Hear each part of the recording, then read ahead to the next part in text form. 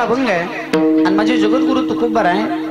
भक्तांच्या अंगी कोणकोणती लक्षणं असतात ती लक्षणं या अभंगातून सांगतायत. किंवा आपल्याला भक्त बनायचं असेल तर आपल्या अंगी कोणती लक्षणं असावी, ती योग्यता ती पात्रता आपल्या अंगी यावी वाटत असेल तर आपण काय करावं त्याचं तुकोबारी मार्गदर्शन करतायत. भक्त, भक्ती आणि भगवंत ही त्रिपुटी आहे. भक्त, भक्ती आणि भगवंत ही त्रिपुटी आहे. किंवा साधक, साधना आणि साध्य ही त्रिपुटी आहे. साध्य करायचा आहे तो भगवंत आणि भगवंत साध्य करण्यासाठी केली जाते ती साधना. बरोबर आहे की नाही? म्हणजे प्राप्त करायचा आहे तो देव आणि त्या देवाच्या प्राप्तीकरता साधना आहे ती भक्ती. पण ती भक्ती करण्याकरता अगोदर भक्त बनावं लागतं. भक्त बनल्याशिवाय भक्ताच्या अंगी जी लक्षणं आहेत ती आपल्या अंगी उतरल्याशिवाय भक्ती करता येत नाही आणि भक्ती नाही केली की भगवत प्राप्ती होत नाही. ही त्रिपुटी आहे, एकावर एक अवलंबून आहे. ज्ञानोबा हरिपाठात सांगतात बघा, भावे विन भक्ती, भक्ती विन मुक्ती, भावाशिवाय भक्ती नाही. अंतकरणात जर शुद्ध भाव नसेल, अंतकरणामध्ये जर भगवंताप्रती शुद्ध प्रेम नसेल तर भक्ती होत नाही. आणि भक्तीच आपण नाही केली तर मग भगवान परमात्मा कसा मिळेल, मुक्ती कशी मिळेल बाबा. जसं स्वयंपाकाला 3 गोष्टी महत्वाच्या लागतात. महिला मंडळ, स्वयंपाकाला किती गोष्टी लागतात तुलाच माहिती रे बाबा. तुमची चूक नाही, मी गावाला नवीन, गाव मला नवीन, मला माहित नाही गाव कसं आहे आणि गावाला माहित नाही ही कसं. वा तसं कसं वाजवाल आहे की नाही? मला माहित नाही गाव कसं आहे, गावाला माहित नाही मी कसं आहे. नवीन नवीन भेटी झाल्यावर असंच होत, एकमेकांमध्ये संवाद साधताना दडपण निर्माण होतं बाबा. पण एकदा का परिचय झाला की मग मन मोकळेपणानं संवाद साधता येतो. माझं कसं झालंय माहित आहे का? ती नवीन नवरी पहिल्यांदा येते बघा गावात, गृहप्रवेश करते. तुमच्याकडे काय म्हणते? आपला जिल्हा एकच आहे, माझा औसा तालुका आहे, तुमचा लातूर तालुका, एवढाच फरक आहे, अंतर काय लांब नाही. पण जवळजवळ मला वाटतंय आपल्या भागात नवीन नवरीनं जर गावात प्रवेश केला, घरामध्ये प्रवेश केला तर तिला लक्ष्मी म्हणून आतमध्ये प्रवेश देतात. गृहलक्ष्मी, धान्याचं माप भरलेलं असतं बघा, असं आहे की नाही? उजव्या पायानं उंबरट्याच्या आतमध्ये पाऊल टाकत असताना त्या नववधूकडं, त्या नवीन नवरीकडं कधीतरी बारीक निरीक्षण करून बघा.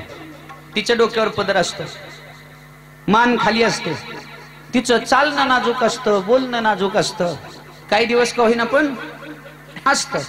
आणि पहिल्यांदा ग्रह प्रवेश करताना उजवा पाय उंबरट्याच्या आतमध्ये टाकते आणि धान्याचं भरलेलं माप ओलांडून घरात प्रवेश करते. आणि घरामध्ये आल्यानंतर तिशी बोलताना अतिशय आदरपूर्वक, नम्रपणे, मधुर वाणीत बोलते. सगळ्यांचं दर्शन घेते, घेते का नाही?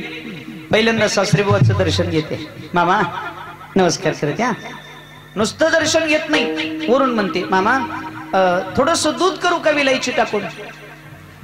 मामा म्हणते वा वा वा वा वा, काय सोन्यासारखी सून मिळाली, आज माझी पंढरीची वारी यशस्वी. 1.5 महिना दम काढ, तुला दिंडीतच जायचं. पहिल्या दिवशी नाही कळत, पहिल्या दिवशी काय कळतं बाबा. पुन्हा सासूबाईकडे जाते, म्हणते आत्या थोडासा चहा करू का अद्रक टाकून? सासू म्हणते माय आज आंबाबाई पावली, काही गुणाचं लेकरू मिळालं. 1.5 महिना दम काढ, तुझ्या हातात परडीच येणार. पहिल्या दिवशी नाही कळत. आणि सरते शेवटी पती परमेश्वराकडे म्हणजे मालकाकडे जाते आणि मालकाला म्हणते अहो पहिल्या वर्षीचं आहे बरं का, ज्याचं झालंय त्याला माहित असेल, दुसऱ्या वर्षीचं मी सांगत नाही, तुम्हाला अनुभव आहे. वर्ष वाढेल तसं बोलण्यात बदल होतो. पहिलं वर्ष म्हणते अहो थोडेसे पोहे करू का शेव टाकून? नवरा म्हणताय बास, लग्न केलं माझ्या जीवनाचं सार्थक झालं. हे तर आयुष्यभर बिगर भाकरीचं मेलं बघा. आता विनोद म्हणून नाही सांगायचं मला, आई खरं सांगा, ती नवीन आलेली नववधू नवरी खरंच सगळ्याला लाजून बुजून बोलते का सगळ्याचा अंदाज घेते? घरातल्या सगळ्या लोकांचा अंदाज घेते. आणि एकदा का सगळ्याचा अंदाज आला रे आला की कोणाला कोणत्या कामाला लावायचं कोण ठरवतं? तसं मी तुमच्या गावाला नवीन आहे, त्या नवीन नवरीसारखा माझाही पहिला प्रवेश आहे. याचा अर्थ असं समजू नका ही बाबा लाजायलाय बुजायलाय. मी तुमच्या सगळ्याचा अंदाज घ्यायलोय. विठ्ठल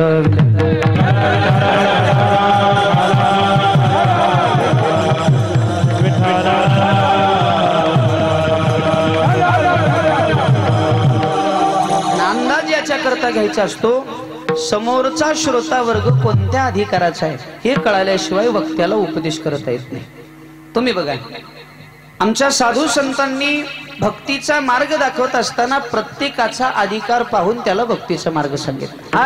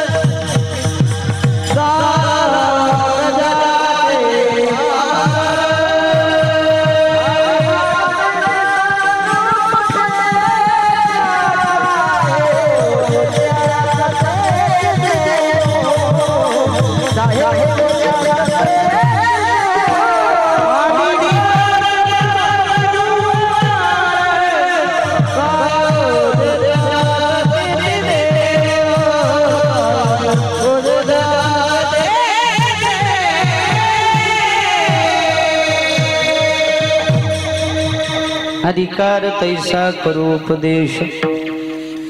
जसा ज्याचा अधिकार आहे तसा उपदेश आमच्या संतांनी केला. साहेब जे त्यास त्याची जसं ज्याला भार सहन होईल त्याच्याप्रमाणे त्याला उपदेश करू. आणि हेच कराय बघा. ज्ञानोबरायांनी 4 ग्रंथ लिहिले बघा. अमृतानुभव, चांगदेव पासष्टी, भावार्थ दीपिका आणि हरिपाठ.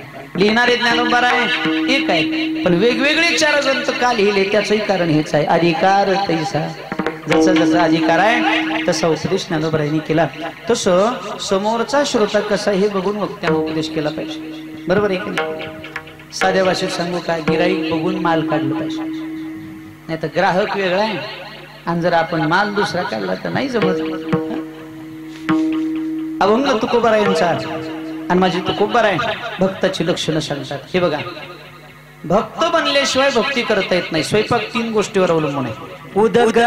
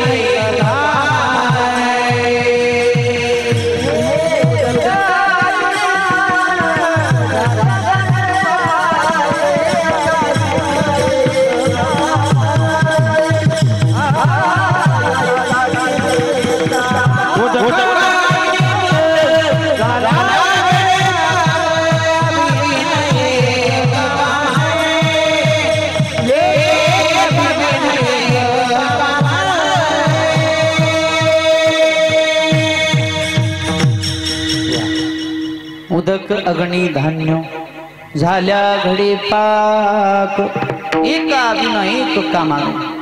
उदक म्हणजे पाणी, अग्नी आणि धान्य, या तीन गोष्टी एकत्रित आल्या तर स्वयंपाक पूर्ण होतो. बरोबर आहे की नाही?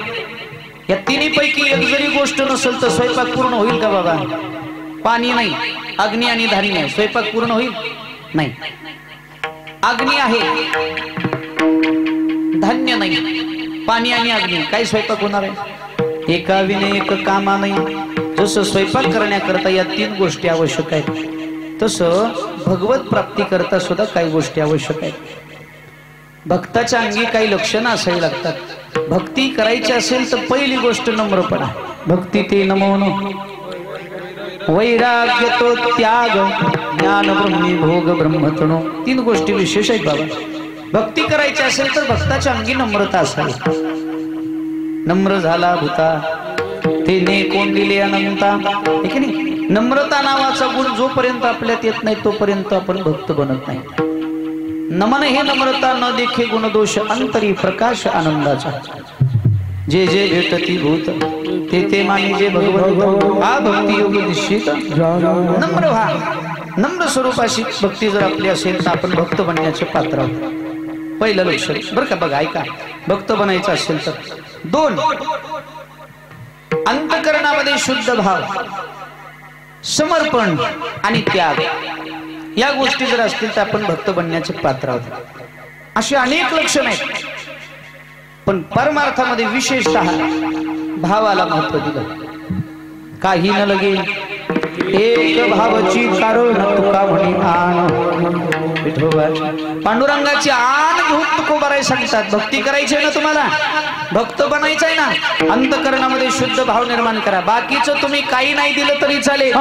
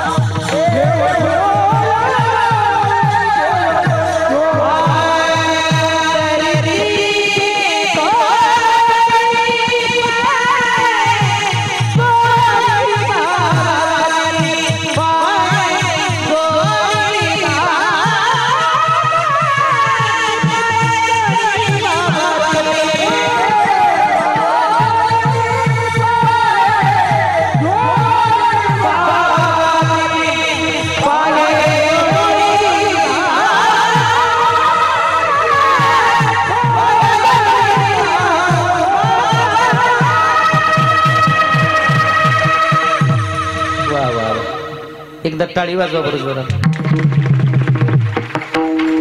काही लोक म्हणते ती महाराज लोक, गायक लोक हा हो करून खातेत. हा हो नाही, येते पाहिजे. येड्या गबाळ्याचे काम नाही, सोपी गोष्ट नाही बाबा. एक चाल दिल्लीच्या देतापासून म्हणली का नाही वरच्या पट्टीत, गुरुजी कीर्तन झाल्या झाल्या 2 भाकरी मुरगळावं लागतं. जेवल्याशिवाय म्हणजे झोप लागत नाही. सोपं नाही का? एवढी एवढी ज्वारी मिळवायची असेल तर लोक शेतात आठवड्यावर उभारून पाखरं राखीत. आठवडाभर गोफन गुंडा घेऊन, ठीक नाही? पाखरं राखताना काय कोमल स्वरात असते का? पाखरं राखते का नाही? इकडं पाखरं राखताना काय ए हा असं असतंय का प्रेमान? असं राखलं पाखरं जातील का गुरुजी? पाखरं राखताना काही सोपं आहे का म्हणा? असं जोरात आरडावं. हे बघा दचकली पाखरं आहे की नाही?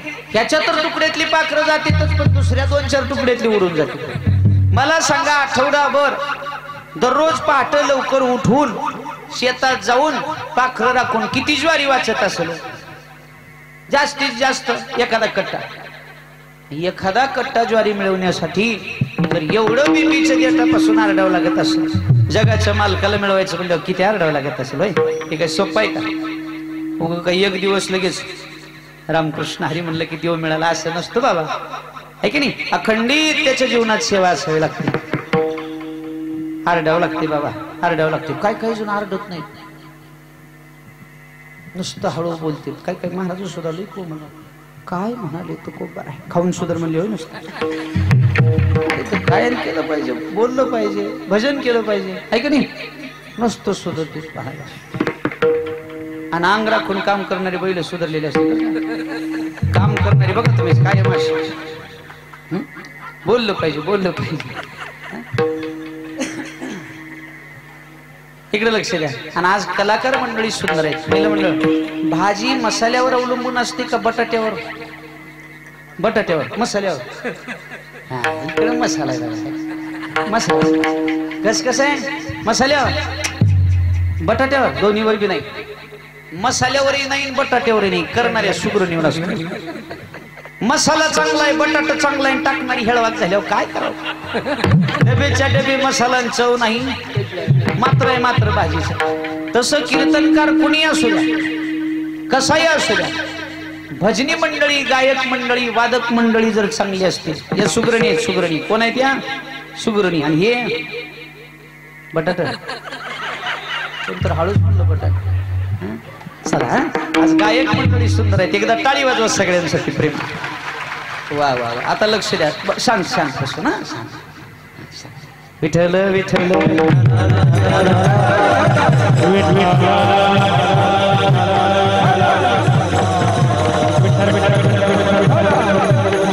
अंतरीची घेतो गोडी, आहे जोडी भावाची. भगवान परमात्म्याला भक्ताच्या बाह्यरंगाशी काही घेणं देणं नाही. माझा भक्त कोणत्या जातीचा आहे, धर्माचा आहे, पंथाचा आहे, याच्याशी भगवंताला काही घेणं देणं नाही. त्याच्या अंतःकरणातला भाव किती शुद्ध आहे.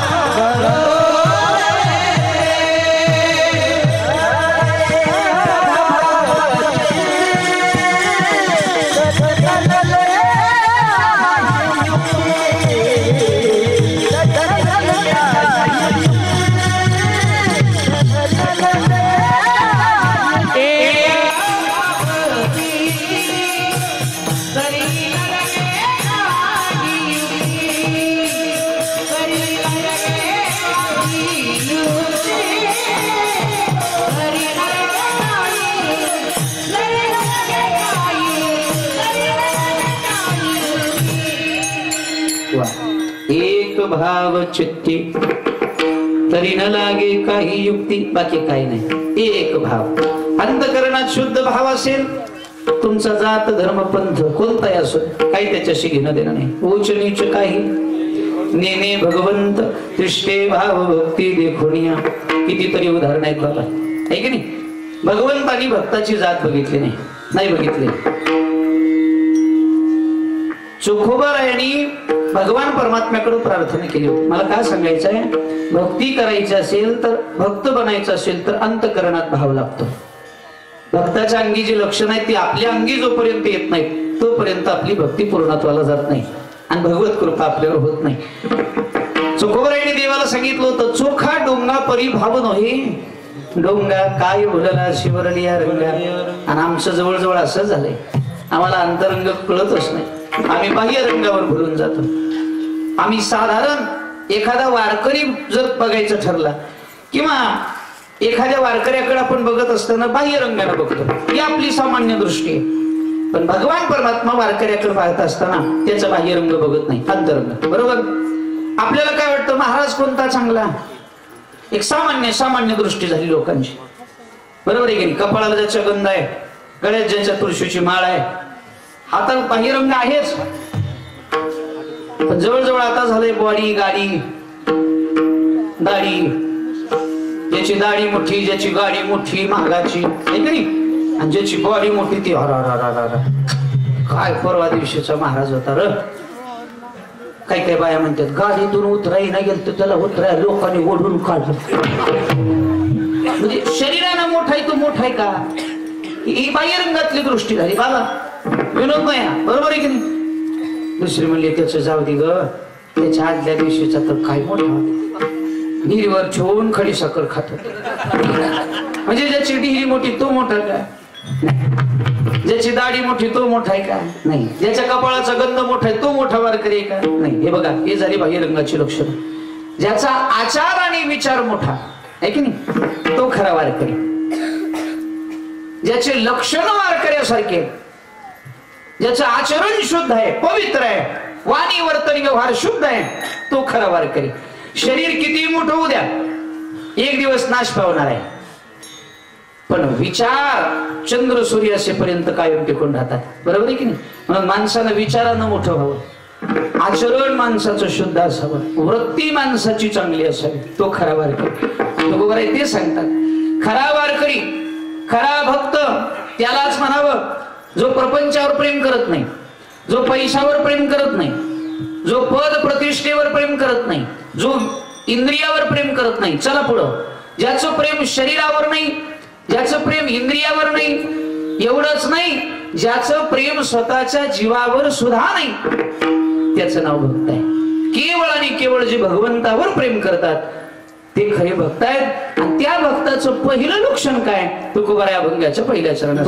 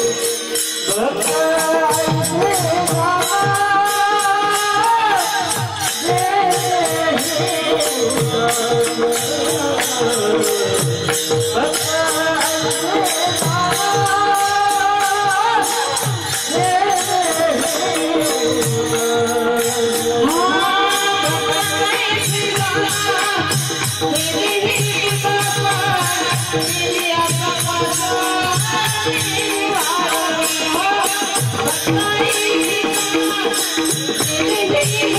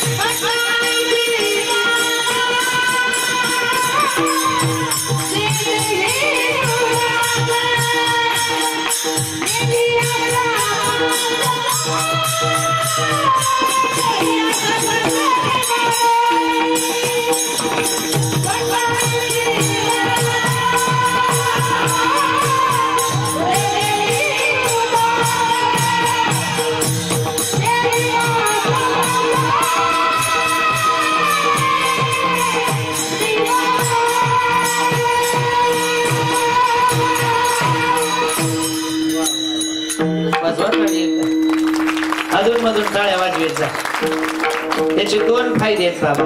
ज्यांच्यासाठी टाळी वाजवली त्यांना समाधान मिळतंय. दोन, आपल्या शेजारी कोण झोपलं असलं तर जाग होत.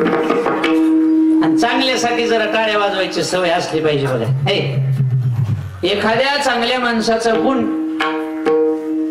जर आपल्याला आवडला, एखाद्याचं गायन आवडलं, मृदंगाचार्याचा मृदंग आवडला आहे की नाही, तर त्यांच्यासाठी टाळी वाजवायचा. चांगल्यासाठी टाळी वाजवली तर त्याचं पुण्य पदरात पडतं आपल्या. बरं का, आम्हाला सवय लागली हळवा कपड बसून टाळ्या वाजवायचं. हे आमचं लय काम बाबा येणं. तुमच्याकडे कसं माहित नाही, आमच्या इकडं सांगतो.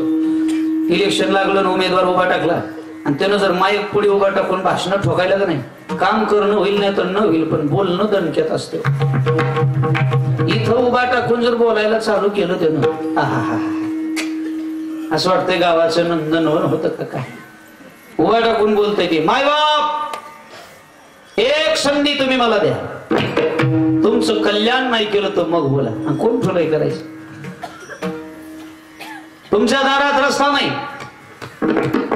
ही पठ्ठ्या रस्ता खरी. असं वाटतंय उद्याच खडी येऊन पडते का काय. ते दोन चार ठरलेले असते तेच टाळ्या वाजवाय. टाळ्या म्हणजे की अख्खं गाव माग टाळ्या वाजवाय. खोटं बोलतोय पण रेटून बोलते. काम करणं होईल ना तर न होईल. तेवढे अगं बसत नाही. ते पुढे म्हणते, तुमच्या घरात नळ नाही, मी बसवेन. खाली बसले म्हणते, साहेब पहिला आहे हो, दुसरा बसवेन. आता ऐकणारे सगळेच येडे असते असं बोलणाऱ्यानं समजायचं. खाली बसलेला हळूच म्हणलं, पहिल्यालाच पाणी सोड. दारात नळ दोन, पाणी एकाला बी नाही. काही लोकांनी तर ती नळ बघून पुरी दिल्या. गावाला पाणी चांगलं गोवा, आपल्या पुरीला पाण्याचा काही वनवास नाही, दिलं. आणि 15 दिवसानं पुरीचं कसं चाललंय बघायला बापाला. पुरगी हांडा घेऊन वड्याला माय. बाप म्हणला, तायडे अगं घरात 2-2 नळ असताना वड्याला कस काय. ती म्हणली, पप्पा झाकली मोठ, नळ बघाच वड्याला जाच. पप्पा नळाला पाणी नाही, नळात पाली पाली. मला काय सांगायचं आहे, खोटं आश्वासन देणाऱ्याच्या पुढे बसून टाळी वाजवण्यापेक्षा कधीतरी खरा परमार्थ करणाऱ्या वारकऱ्यांसाठी टाळी वाजवा, तुम्हाला पुण्य मिळेल. वाजवायचं वाजवायचं. चला ऐका, भक्त भक्त इसे जाना. थोडा इको दे, थोडा दादा, थोडा नॉर्मल. जे देही उदास गेली अशा पाश निवारुणी. भक्ताची लक्षणं सांगताना तुकोबाराय म्हणतात, भक्ताचं पहिलं लक्षण आहे देही उदास. जे देहावर उदास आहे, देहाची चिंता करत नाही. देह जावो अथवा राहो पांडुरंगी दृढ भाव. फक्त पांडुरंगाच्या सेवे करता देह आपला झिजवतात, अखंड चंदनासारखा देह झिजवतात बाबा. हे बघा, जगाच्या कल्याणा संतांच्या विभूती देह कष्टविती परोपकारी. ते स्वतःच्या देहाला कष्ट सहन करतात, स्वतःच्या देहाची पर्वा करत नाही. जगताच्या कल्याणा करता जडजीवाच्या उद्धारा करता निरंतर कार्यरत राहतात ते संत आहेत. त्यांचं नाव भक्त आहे. आपलं प्रेम कपड्यावरच जाईना, आहे की नाही? आपलं प्रेम कपड्यावर आहे बाबा. काही काही लोकांचं कपड्यावर एवढं प्रेम आहे बाबा. इस्त्रीचे कडक कपडे जर अंगावर घातलं तर सरळ चलत नाही, ती ताटलेल्या मशिनी चलत. असं नाही, असं इथं पुढी पडत ना. कपड्यावर एवढं प्रेम. एखाद्यानं जर राम राम केलं तर असं करीत नाही. राम राम करताना नुसती मानाश करते, की तुला बघतो म्हणते का काय. असं केल्यावर गुढी पडेल की इथं. आज लोक हुशार आहेत नाही. खरा वारकरी कपड्याची चिंता करत नाही. तुम्ही बघा, मंदिरात जर एखादा वारकरी गेला का नाही बाबा, साष्टांग दंडवत घालून पांडुरंगाचं दर्शन घ्या. पंढरपूरमध्ये जर माझ्या भगवान परमात्म्याच्या महाद्वारामध्ये जर एखादा वारकरी गेला, घालू लोटांगण महाद्वारी, कपड्याची चिंता करत नाही तो. आषाढी कार्तिकी किंवा माघवारीला तुम्ही जर गेलात कधी पंढरपूरला, तो पंढरपूरचा सोहळा उघड्या डोळ्यानं तुम्ही पहा. महाराज त्या वाळवंटामध्ये मला वाटतं आषाढी वारीला पाऊस होता, आहे की नाही? वरुण देवाचं आगमन झालं होतं. तर तसल्या पावसामध्ये आमचे वारकरी चिखलात लोळून आनंद घेत होते, आहे की नाही? कपड्याची चिंता नाही, शरीराची चिंता नाही. त्याला भक्त म्हणायचं. आपलं कपड्यावरच जाईना बाबा. कपड्यावर लई प्रेम लोकांचं. एक जण इष्टीत बसलो, कंडक्टरच्या बाजूला तैट, माग सरकून बसाव का, कपड्याला गुड्या पडतील म्हणून तैट बसलो. कंडक्टर म्हणला, बाबा जरा माग सरकून बसा. डॉक्टरनं मला असंच बसायला सांगितलं. आता डॉक्टरनं सांगितलंय का कपडे खराब होते म्हणून बसले. कंडक्टरला काय घेणं देणं पडलं. तिकीट दे, पैसे दे सर. पैसे घेतले, बसलं. थोड्या अंतरावर गाडी गेली, रस्ता खराब होता, जोरात आदळली. ह्याचा मोडला मनका, तैट बसले म्हणून. आता तर मागे सारखं का तसंच. अजून थोड्या अंतरावर गाडी गेली, ड्रायव्हरला कंट्रोल झाला नाही, गाडी झाली पलटी. कुणाला डोक्याला लागलं, कुणाला हाताला लागलं. आता ही जी होतं का ह्या वाकी नळी कशी बसली, त्या नळीत फिट अडकवलं बाबा. आणि एक जागी नाही, 3 जागी पाय मोडला. 3 जागी. सगळे लोक यायचे, ते एसटीतून बाहेर काढायचे माणसं. ही प्रत्येकाला म्हणायचं, मामा हो, मामा. लोक म्हणायच काय, मला खाराव. लोक म्हणायचे तू लई फिट अडकलायस, तुला शेवटी. खरंच त्याला शेवटी नळ्या कापून काढलं बाबा. असं निघाल नाही, ते चांगलं गुतलं होतं. आता बघा, कपड्यावर प्रेम राहतं बाबा, पण किती वेळा पुरतं. जोपर्यंत देहावर वाईट प्रसंग येत नाही तोपर्यंत. कायमस्वरूपी एका वस्तूवर प्रेम राहत नाही माणसाचं, ते बदलत जातं बाबा. कपड्यावर प्रेम कुठपर्यंत आहे, जोपर्यंत शरीरावर वाईट प्रसंग येत नाही तोपर्यंत. आणि शरीरावर प्रेम कुठपर्यंत राहतं, जोपर्यंत जीवावर वाईट प्रसंग येत नाही तोपर्यंत. ऐका, याला दवाखान्यात नेलं, याचा एक्सरे काढला. डॉक्टरने सांगितलं, बाबा अर्ध्या तासाच्या आत तुमचं जर ऑपरेशन केलं ठीक, नाहीतर तुमचा पाय गुडघ्यातून काढावा लागतो. हे काय म्हणते महाराज साहेब. हो डॉक्टर साहेब, माझं पोरग बी डॉक्टर आहे, त्याने येऊ तर थांबावं लागेल. किती वेळ लागते बाबा, 2 तास थांबावं लागेल. 2 तासानं केल्यावर कसं होईल, मग कमरतून काढावं लागेल. बर बर. आणि अजून थोड्या वेळ थांबल्यावर मग तुला घरातून बाहेर काढायला.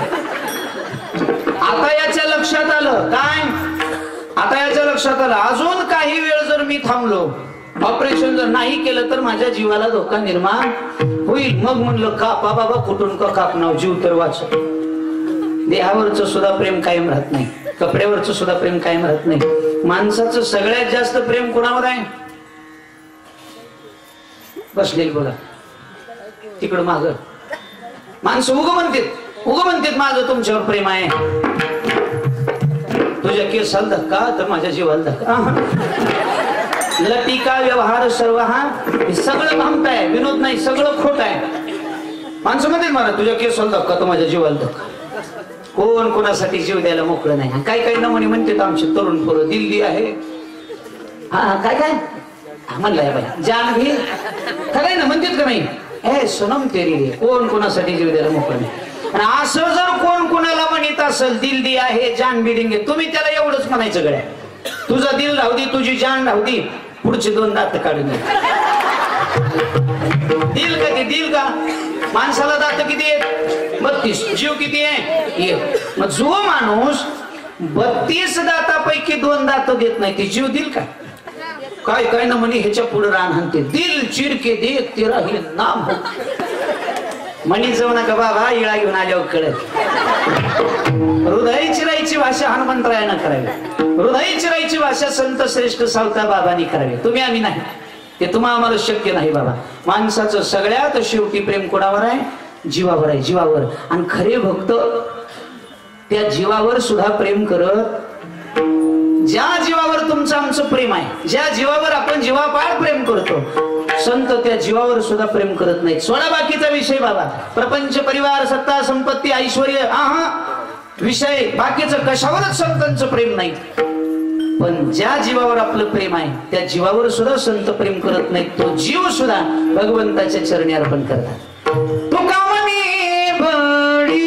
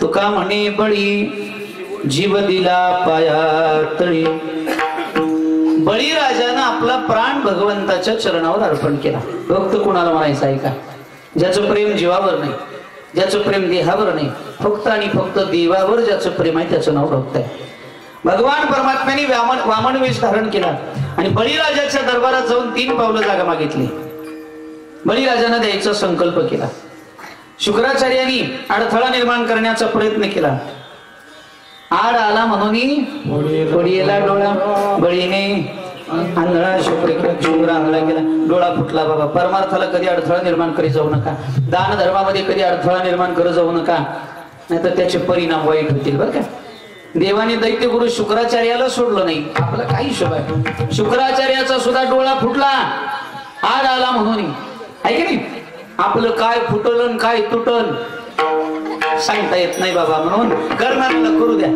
तुम्हाला नाही करायचं का नाही पंक्तीला येऊन जीवन जा विनाकारण विघ्न निर्माण करू नका नाही तर मग त्याचे परिणाम वाईट आहेत बळीराजाने संकल्प केला शुक्राचार्याने समजावून सांगितलं राजा अरे जो देव तुझ्या समोर उभा आहे वामन वेशामध्ये उभा आहे तो जगाचा मालक आहे ब्रह्मांड नायक आहे भगवान विष्णू परमात्मा आहे वामन वेश धारण करून तुझ्या समोर आलाय बटू वेश धारण करून तुझ्या समोर आलाय आणि तुला फसवण्याकरता तर तुला भिक्षा मागतोय राजा सावधान बळीराजाचा कंठ सद्गती झाला बाबा बळीराजाला कळालं माझ्या समोर उभा आहे तो देव बळीराजाचे डोळे पाण्यानं डबडबले आणि बळीराजा भगवान परमात्म्याकडे पाहून म्हणतोय, गुरुदेवा, जर हा देव असेल, जर हा जगाचा मालक असेल, भगवान विष्णू परमात्मा असेल आणि माझ्या दारात जर भिक्षा मागायला आला असेल, तर माझ्यासारखा भाग्यवान या त्रिभुवनात दुसरा कोणी, देवानं माझ्या दारात भिक्षा मागावं याच्यापेक्षा अजून काय भाग्य. बळीराजाची आई बाहेर आली आणि सांगितलं, राजा, धन्य झाली माझी कुस तुझ्यासारखं लेकरू पोटी जन्माला आला. भली हुई सती नहीं गई निरंजनी के साथ, अरे ऐसा पुत्र पैदा किया प्रभू प्रसारे हात. ज्या लेकरा पुढे जगाचा मालक हात पसरतोय असं लेकरू मी जन्माला घातलं, याच्यापेक्षा अजून भाग्य काय. बळीराजाने संकल्प केला, 3 पावलं जागा द्यायचा संकल्प बळीराजाने केला. भगवान परमात्म्याने विराट रूप धारण केलं. भक्त कशाला म्हणायचं सांगतो बाबा, नीट ऐका. विराट रूप धारण केलं, 2 पावलामध्ये अवघं ब्रह्मांड व्यापून टाकलं. आता 3रा पाय ठेवायला जागा शिल्लक नाही. देव गालात हसू लागला. देवाला वाटलं आता बळीराजाकडे काही शिल्लक राहिलं. भगवंताला वाटत होतं या त्रिभुवनात माझ्यासारखा हुशार दुसरा कोणी. देव म्हणतो, राजा, अरे 2 पावलामध्ये अवघं ब्रह्मांड व्यापून टाकलं मी, सांग 3रा पाय कुठं ठेवू. बळीराजा गालात हसला म्हणला, देवा, दाता हा दानापेक्षा वेगळा असतो. दान करणारा दाता हा दानापेक्षा वेगळा असतो. देवा, अजून मी शिल्लक आहे, माझा देह शिल्लक आहे आणि हे देह सुद्धा एक क्षेत्र आहे. माझा देह शिल्लक आहे, माझा प्राण शिल्लक आहे. हे देवा, मी दिलेलं वचन मोडणार नाही, केलेला संकल्प मी मोडू देणार नाही. देवा, हा बळीराजा या देहासकट माझा प्राण तुझ्या चरणावर अर्पण करतोय. तुका म्हणे बळी जीव दिला पाया तळी. बळीराजाचं हे समर्पण बघितलं, भगवंताचा हृदय भरून आला आणि भगवंत म्हणले, वा राजा, तुझा त्याग, तुझं समर्पण, तुझं दान शिरोतो बघून मी तुझ्यावर प्रसन्न आहे. माग, तुला काय मागायचं. भगवंताला प्रार्थना केली बळीराजानं, देवा, आता मला काही नको रे, माझं सर्वस्व जेवढं होतं तेवढं मी तुला दान केलंय, आता माझ्याकडे शिल्लक राहिले. भले मला पाताळ लोकात घातलं तरी चालेल, पण माझ्या दारातला द्वारपाल म्हणून तू उभा टाकला पाहिजे. आता देवाला कळालं खरं हुशार कोण आहे. भगवंत म्हणतोय, बरोबर आहे राजा, आजपर्यंत वाटत होतं मला मी हुशार आहे, पण माझ्यापेक्षा सुद्धा एक हुशार वर्ग आहे, त्याचं नाव संत आहे. जगाच्या मालकाला आपल्या दारातला द्वारपाल म्हणून उभा करण्याची ताकद एका भक्तात आहे बघा, त्याचं नाव भक्त आहे. भक्त ऐसे जाणा, वेळे प्रसंगी भक्तीमध्ये आपला प्राण सुद्धा अर्पण करायला भक्त मागे बघत नाही, त्यांचं नाव भक्त आहे. जे देही उदास. चला, दुसरं लक्षण आहे, गेली आशापाश. तुम्ही रामायणामध्ये ऐकलं असेल बघा, एक भक्त असा होऊन गेला, ज्या वेळेला कुंभकर्ण युद्ध करण्याकरता रणांगणामध्ये आला आणि वानरांना, माकडांना, अस्वलांना पायाखाली चिरडून मारू लागला. एक वानर असा होता ज्याचं नाव गंधमादन होतं, ज्याच्या शरीराचा चंदनासारखा सुगंध येत होता आणि तो प्रभू रामचंद्रा करता रणांगणामध्ये लढत होता, देवाच्या बाजूने लढत होता. कुंभकर्णाचं लक्ष त्या वानरावर गेलं आणि कुंभकर्णाने आपल्या हातामध्ये त्याला उचललं. कुंभकर्ण किती मोठा होता बाबा. कुंभकर्णाने असं हातात उचललं, थोडस दाबलं असं त्याला आणि सांगितलं, ए बोल, कसं वाटतंय तुला. असं दाबलं बाबा, कानातून, नाकातून, तोंडातून रक्ताच्या धारा येत होत्या. गंधमादन कुंभकर्णाकडे पाहत होते. कुंभकर्ण म्हणतोय, अजूनही तुझ्याकडे संधी आहे, अजूनही तुझा प्राण वाचू शकतो, फक्त म्हण मी रावणाचा आहे. काय म्हण, मी रावणाचा आहे, तुला संधी देतो मी, तुझा प्राण मी वाचवतो, तुला जीवनदान मी देऊन टाकतो, फक्त तू एकदा म्हण मी रावणाचा आहे. गंधमादन गालात हसला. बघा, देवाप्रती, धर्माप्रती आणि देशाप्रती कशी निष्ठा असावी हे गंधमादनाकडून आपण शिकलं पाहिजे. पदासाठी, प्रतिष्ठेसाठी आहे की नाही, लाचार झाली बाबा लोक, लाचार, निष्ठाच राहिली नाही. आता जवळजवळ निष्ठा संपली. गंधमादनानं सांगितलं, का रे बाबा, हे कुंभकर्ण, तुला काय वाटलं मरणाच्या भीतीनं मी रामाला सोडून रावणाचा होईन असं तुझ्या मनात आलं तरी कसं.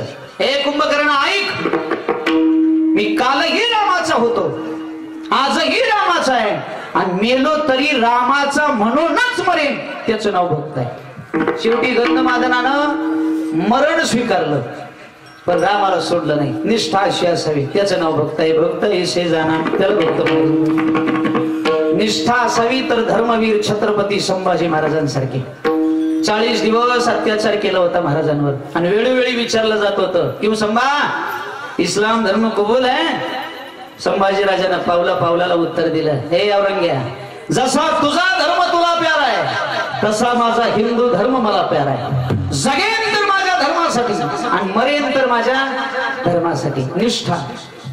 कधीतरी छावा सिनेमा आता बघितला असेल तुम्ही, कोणी बघायचं राहिलं असेल त्यांनी जा आणि बघा. बरोबर आहे की नाही? धर्माप्रती किती निष्ठा असावी ही संभाजी महाराजांकडून शिकावी. अजून एक मावळा होऊन गेला बाबा, मला निष्ठा सांगायची. ज्यांचं नाव आहे तानाजी मालुसरे. आधी लगीन कोंडाण्याचे आणि मग बाळ. काय समर्पण असेल. पोराच्या अंगाला हळदी लागले होते बाबा. दुसऱ्या दिवशी लग्न सोहळा होता पण कळालं महाराज जातीनं लढायला जात आहेत.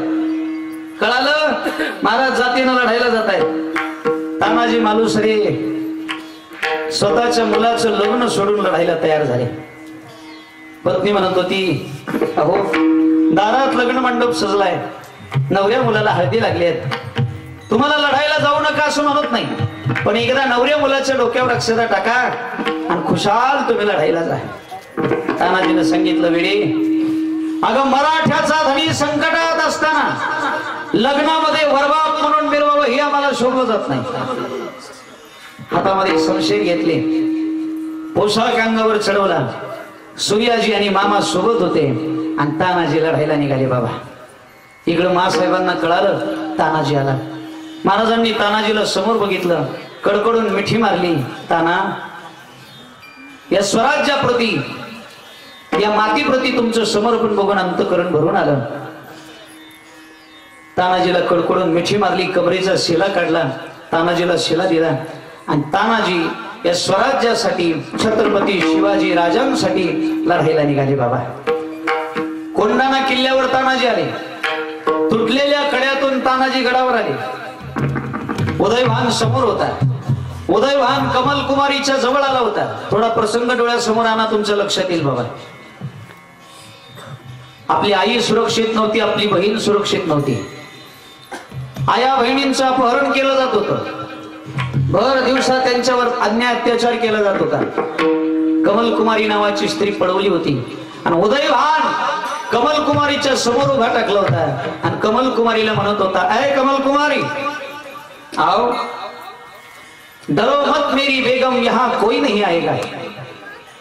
जैसे द्रौपदी को बचाने के लिए भगवान कृष्ण आया था ना, वैसा कोई कृष्ण यहां नहीं आएगा. आओ, तुझा बाप हजर आहे. हातामध्ये रक्तानं भरलेली शमशीर घेऊन तानाजी उभे टाकले आणि तानाजीला पाहता उदयभानची उतरली. निष्ठा सांगतो बरं का. तानाजीला उदयभाननं पाहिलं, विचारलं कोण? भगव्या झेंड्याचा शिपाई ताना मालुसरे. कुठून आला?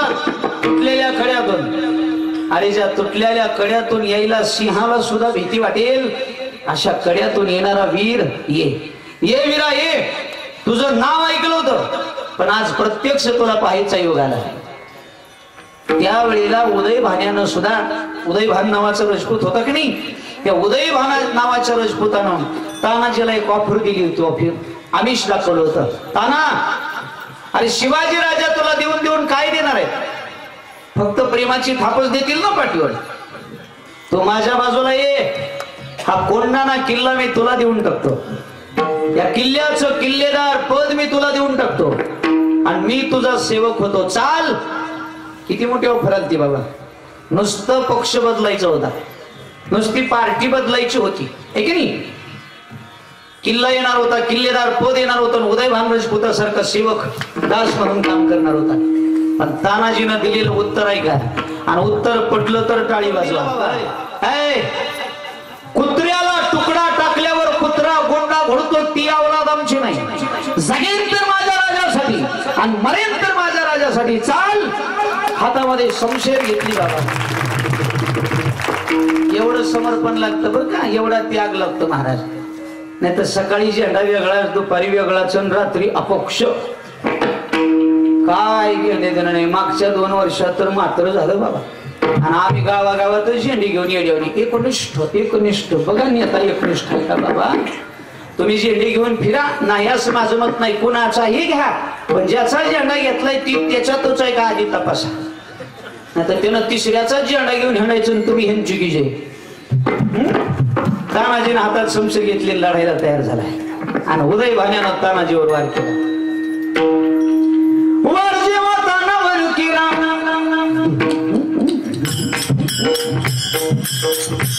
वार जेव्हा तानावर केला खाली वर घेतो वाराला उदय भाण्याच्या जबड हल्ल्याला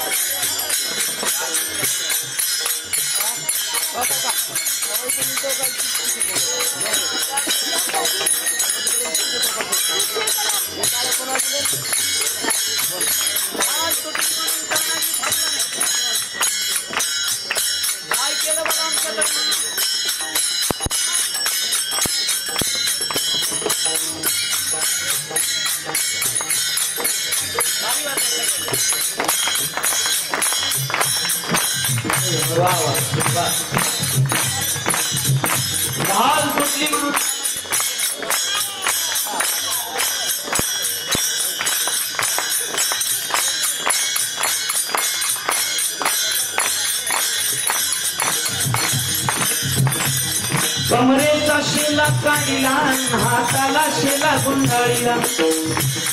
तानाजीने कमरेचा शेला काढला हाताला शेला गुंडाळा गेला.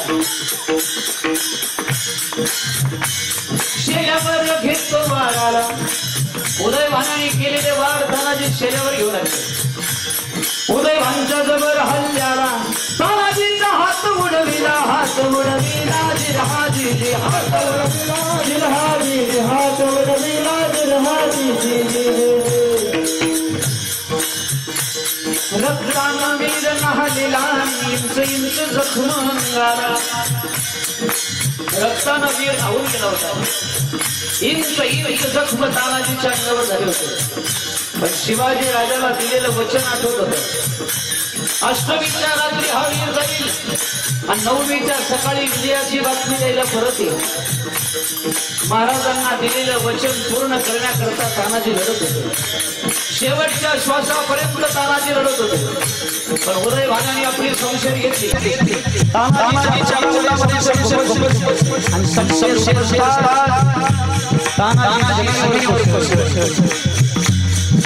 आणि उदय भाई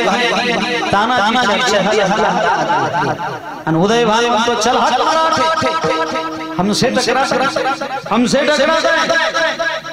तानाजीच्या देहाला लाथ मारलेली आमच्या 80 वर्षाच्या म्हाताऱ्यानं पाहिलं. तळपायाच्या पुस्तकात आमचा मामा खोळून उठला.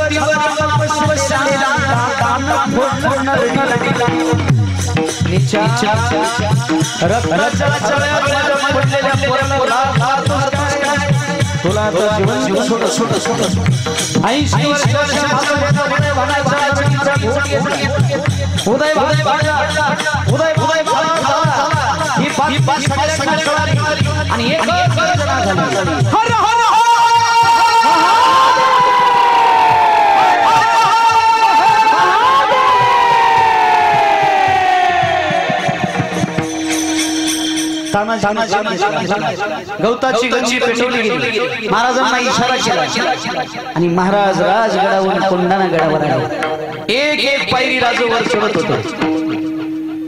सगळ्यांचे डोळे पाण्याने डबडबले होते.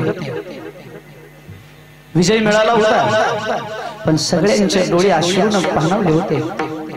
महाराज एक एक पायरी वर चढत होते. काय झाले राजांना कळत नव्हतं. पण ज्या क्षणाला महाराज गडावर आले आणि रक्ताच्या थारोळ्यात पडलेल्या तानाजीच्या देहाला पाहिलं आणि या स्वराज्याच्या संस्थापक छत्रपती शिवाजी राजांनी हंबरडा फोडला. ताना ताना तुम्ही सुद्धा आम्हाला सोडून गेला. तानाजीचं समर्पण राजांना आठवत होतं. स्वतःच्या मुलाचं लग्न सोडून लढाईला निघालेले तानाजी आठवत होते. या स्वराज्यावर असणारं प्रेम तानाजीचं आठवून राजे रडत होते. कडकडून मिठी मारली तानाजीच्या देहाला. मावळ्यांना सांगितलं, मावळ्यांनो अश्रू पुसा, डोळ्यांच्या अश्रू पुसा. आज गड आलाय पण सिंहासारखा लढणारा माझा मावळा माझ्यापासून आज दूर झाला. आजपासून या गडाचं नाव बदललं. आजपासून या गडाचं नाव कोंडाणा नाही.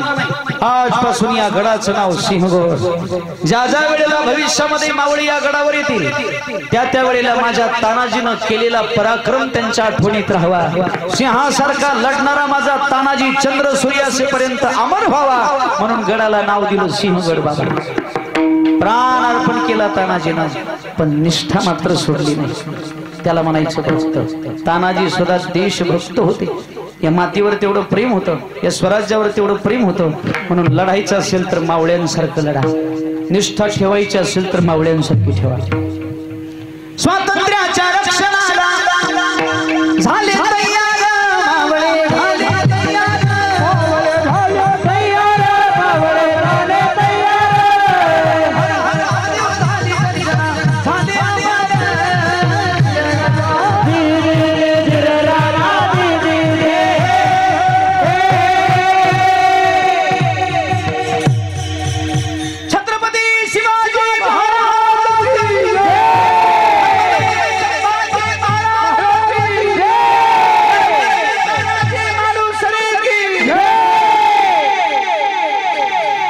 त्याला म्हणायचं बाबा आहे की नाही. तानाजी देशभक्त होते. देशासाठी प्राणार्पण केला. गंधमादनाने देवासाठी प्राणार्पण केला. बळीराजांनी आपली भक्ती सिद्ध करण्याकरता प्राणार्पण केला. भक्त ऐसे जाना जे देगी उदास, त्यांना भक्त म्हणायचे. गेली आशा पाश निवारुणी.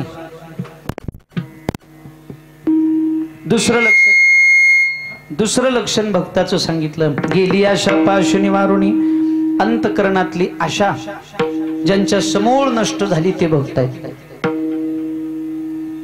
हे बघा, भ्रांती माझी सप्तपाश, अहंदारा पुत्रपाश, स्वजन ग्रह द्रव्य पाश, आशा पाश तो सातवा. या सप्तपाशामधून जे मुक्त झाले, या सप्तपाशाचं निवारण ज्यांनी केलं त्याचं नाव भक्त आहे. हे झाली दोन लक्षणं. तिसरं लक्षण विषय तो त्यांचा झाला नारायण नावडे माता पिता. ज्यांचा विषय नारायण झाला, शब्द स्पर्श रूप रस गंध या पंच विषयामध्ये केवळ आणि केवळ भगवान परमात्म्याचं वास्तव्य झालं. चराचरामध्ये जिकडे पाहावं तिकडे ज्याला फक्त भगवंत दिसतो, जिकडे पाहावे तिकडे चतुर्भुज गोपाळ. जिकडे बघावं तिकडे ज्याला फक्त देव दिसतो ते संत आहे. सर्वाहुती पाहे एक वासुदेव, पुसोनिया ठाव अहंतेचा, तोची संत साधू ओळखावा निका, येरते ऐका माया बुद्ध. त्याला खरा संत, त्याला खरा वारकरी म्हणायचं. विठ्ठल जळी स्थळी भरला, प्रिता ठाव नाही उरला, आजम्या दृष्टीने पाहिला विठ्ठलचे विठ्ठल. ज्ञानोबरायांना चराचरामध्ये देव दिसू लागला.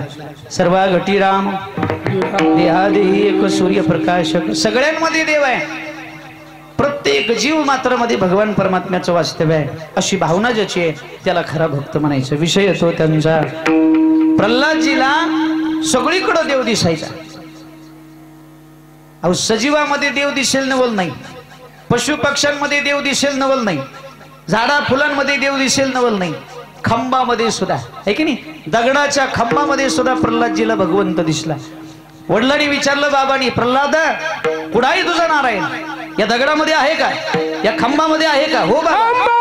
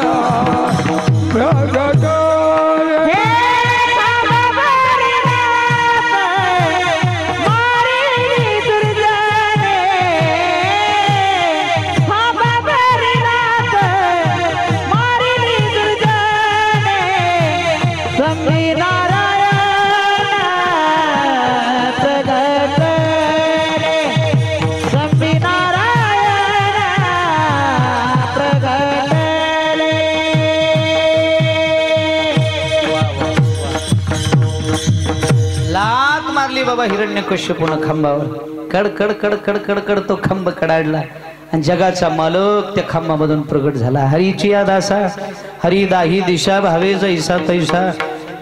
जिकडं पाहावं तिकडं भगवान परमात्मा आहे. तेवढी भक्ती तेवढा भाव जर शुद्ध असेल तर देव खांबातून सुद्धा प्रगट होतो. बाबा प्रल्हादजीचा विषय नारायण झाला होता. जिकडे बघावं तिकडे देव दिसत होता. विषय तो त्यांचा झाला नारायण. बर नावडे काय काय आवडत नाही भक्ताला? जन धन माता पिता. जन आवडत नाहीत. का आवडत नाहीत जन बाबा? जन हे सुखाचे दिल्या घेतल्याचे, अंत हे काळीचे. लोक दिलं काहीतरी दिलं घेतलं तर प्रेम करतात. तुमचं आमचं प्रेम म्हणजे स्वार्थी प्रेम आहे. एकमेकावर आम्ही प्रेम करतो पण काहीतरी दिलं घेतलं तर आहे की नाही. काहीतरी अपेक्षा आहे आपल्या प्रेमामध्ये. निस्वार्थ प्रेम करणारं जगात कोणी नाही. आणि ज्या धनाच्या बघा लोक कौतुकही करणारी तेच असतात आणि निंदा सुद्धा करणारी तेच लोक असतात बाबा. म्हणून कौतुक कोणी केलं म्हणून जास्त फुगायचं नाही आणि कोणी निंदा केली म्हणून लोकांमध्ये अडकून पडायचं नाही. संतांना झाडाच्या फांदीसारखं राहायचं. तुम्ही बघा एखाद्या झाडाची फांदी जेवढी आपण खाली ओढली आणि सोडून द्या तेवढीच वर जाते. थोडा वेळ वर खाली होते आणि पुन्हा आहे ती जागा सोडत नाही. झाडाची फांदी सुद्धा जागा सोडत नाही. तसं समाजानं किती जरी कौतुक केलं किंवा किती जरी निंदा केली अपमान केला तरी खऱ्या वारकऱ्यानं आपली जागा सोडायची नाही. आहे त्या जागेमध्ये राहून परमार्थ करत राहायचा. कोणी निंदू अथवा काही करू देते त्यांचा धंदा आहे बाबा, ते करत राहतील पण आपण आपला परमार्थ सोडायचा नाही. जन आवडत नाहीत. बर धन का आवडत नाही? तुका म्हणे धन धनासाठी देती प्राण. संपत्तीसाठी जेवढी भांडण आहेत जेवढ्या कोर्टात आजपर्यंत केस आहेत बाबा सगळ्या कशासाठी आहेत? संपत्तीसाठी धनासाठी. आणि जे धन घरात येताना 14 अनर्थ घेऊन येतं ते धन संतांना आवडत नाही. संतांचं एकच धन आहे परमार्थ महाधन. जोडी देवाचे चरण भावया जतन हे उपाय लाभाचे. ते धन संतांना आवडतं बाकी नाही. आणि माता पिता ठीक आहे, जन आणि धन ठीक आहे पण माता पिता आवडत नाहीत त्यांना भक्त कसं म्हणावं? कोणते आई वडील आवडत नाहीत संतांना? जेने घडे नारायण अंतराय होत बाप मायेवर जावी ती. ज्या आई वडिलांमुळं देव आपल्यापासून दूर होत असेल, ज्या आई वडिलांमुळे आपल्याला भक्ती मार्गामध्ये अडचण निर्माण होत असेल असे आई वडील संतांना आवडत. प्रल्हादे जनक प्रल्हादाने वडिलाचा त्याग केला. विभीषणे बंधू विभीषणानं सख्या भावाचा आणि राज्यमाता निंदू. भरतानं तर सख्या आईचा त्याग केला. कशामुळं? प्रभू रामचंद्राला 14 वर्षाचा वनवास मागितला होता आणि भरताला अयोध्या नगरीची राजगादी. कळालं भरताला. भरत जी आईच्या समोर गेले आणि सांगितलं तू आई नाहीस ग, तू आई नाहीस. तुला आई म्हणायची मला लाज वाटते. ईश्वरा समान माझ्या भावाला माझ्यापासून दूर करणारी तू आहेस. तू पापीनेस, तू दुराचारी आहेस, तू चांडाळणी आहेस. माझ्या दादाला 14 वर्षाचा वनवास मागितला आणि मला राजगादी मागितली. आजपासून तू माझी आई नाही आणि मी तुझं लेकरू नाही. राज्यमाता निंदू भरते केली. निंदा केली बाबा, त्याग केला आणि नंदीग्राम मध्ये जाऊन वास्तव्य केलं बाबा. प्रभू रामचंद्र जोपर्यंत वनवासाहून परत येत नाही तोपर्यंत भरतजी आले नाही. अशा आई वडील असतील तर ते खऱ्या संतांना आवडत नाहीत. या गोष्टी संतांना आवडत नाहीत. नावडे जनधन माता पिता. बर माता बघा किती लक्षणं झाली. जे देही उदास, जे देहावर उदास आहेत ते भक्त. पहिलं लक्षण गेली आशा पाश निवारुणी. ज्याच्या अंतकरणातली आशा समूळ नष्ट झाली ते भक्त आहेत. 2 लक्षणं. तिसरं विषय तो त्यांचा झाला नारायण. बर हे 3. आणि नावडे जनधन. अशी लक्षणं जर एखाद्यामध्ये असतील तर समजायचं तो देवाचा निष्ठावंत भक्त आहे. आणि अशी जर भक्ती एखाद्या भक्ताची असेल तर त्याच्यावर येणारे संकट, त्याच्यावर येणाऱ्या अडचणी भगवान परमात्मा दूर करतो. त्याचा पाठीराखा अखिल कोट ब्रह्मांड नायक भगवान परमात्मा होतो. तुकोबाराय 3ऱ्या चरणात सांगा. निर्वाणी गोविंदा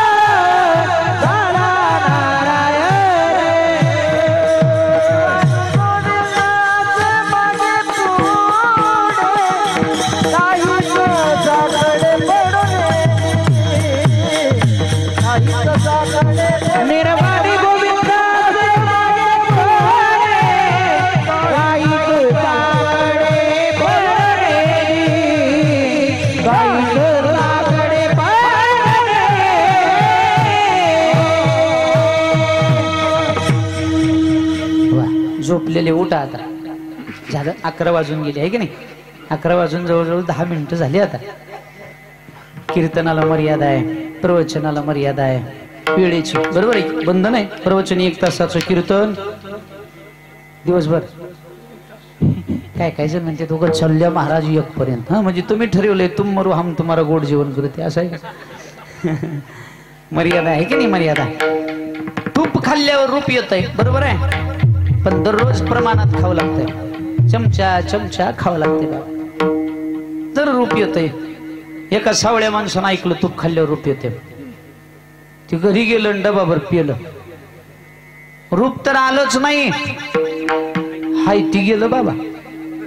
तुपानं घरी बसूच दिल नाही, रातभर गडी वावरात होत. काकडा झाल्यावरच आलं, झाले समाधान. आती तिथं आणि पुन्हा ती महाराजाकडे आले. महाराज काय बी सांगता का कीर्तना? म्हणलं काय? तूप खाल्ल्यावर रूप येतोय म्हणलं. म्हणलं होय, आम्ही डबावर पेलो, हाय ती गेलो. म्हणलं येड्या, अरे प्रमाणात र, चमचा चमचा खावं लागतंय. आती तिथं मातीच होती की होय.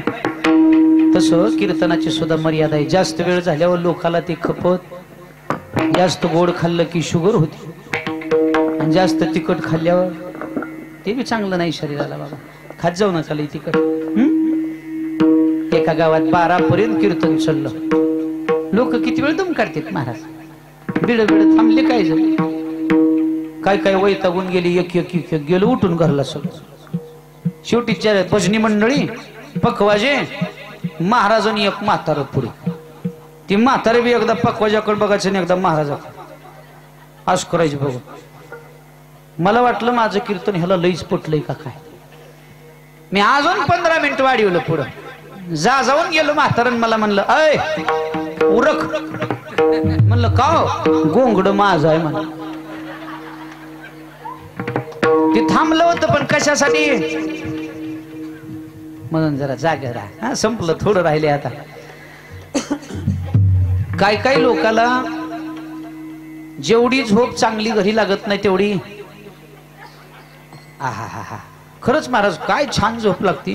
काय काय जण माणसात बसत नाहीत, कीर्तन आहे काय पटंगणात बसतील. एकटा जीव, कोणाचं 1 नको 2 नको. एक जण बाहेर बसलं एकटच बाबा, थंडगार गवत होतं खाली, वाऱ्याची झुळूक आली की त्याला झोप लागली. कीर्तन कधी झालंय पत्ता नाही. प्रसाद वाटणार प्रसाद वाटीत गेलंय त्याच्याकडे, आणि त्याला म्हणलं अय प्रसाद घे.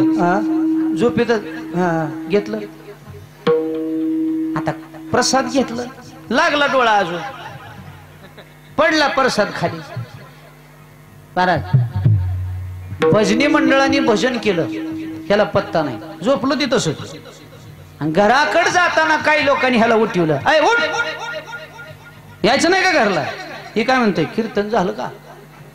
ह्याळवा का भजन झालंय? म्हणलं तुला कळाले का नाही? चाल.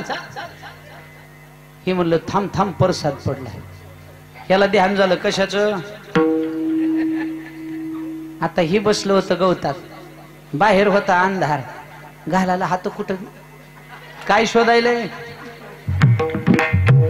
देवळातला प्रसाद राहिला बाजूलाच, माय त्यानं दुसराच प्रसाद उचलला.